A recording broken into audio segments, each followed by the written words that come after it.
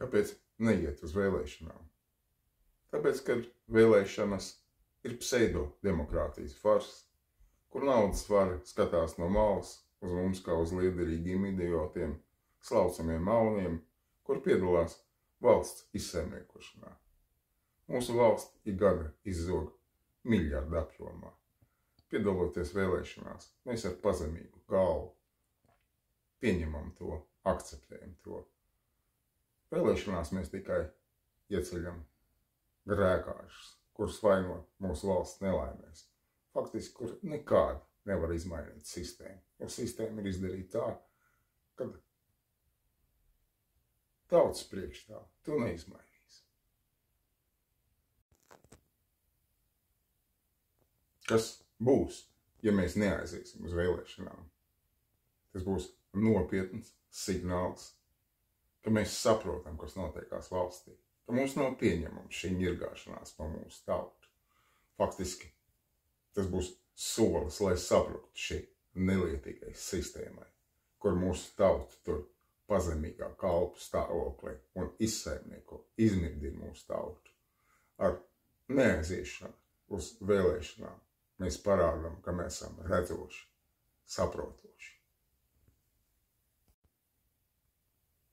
Kā rīkoties tālāk?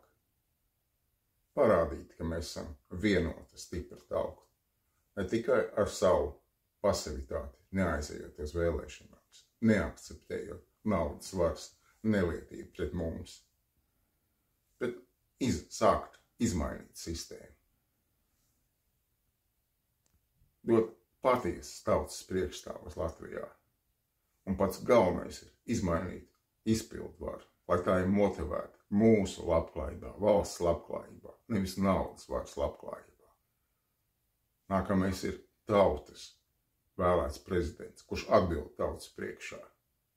Nevis kaut kāds fars, kaut kāds slēptu vienošanās produkts.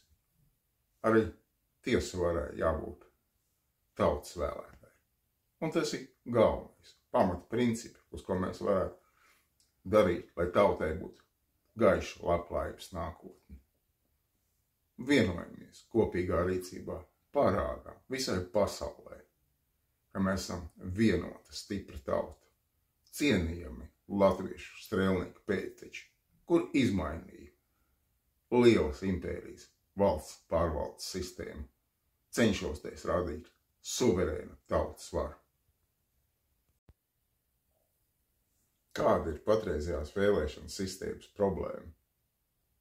Problēma tajā, ka uz šobrīd mēs ievēlam prognozējums naudas varas pārstāvis, kur uzturēs naudas varas.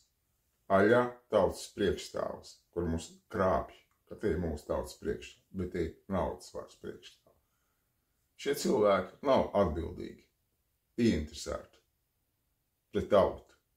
Viņi ir atbildīgi pret tiem cilvēkiem, kas ielika viņus sarakstos, kur atbalstīja viņus. Viņi nav tautas pārstāvi. Tas ir apmāns, tā ir krāpšana.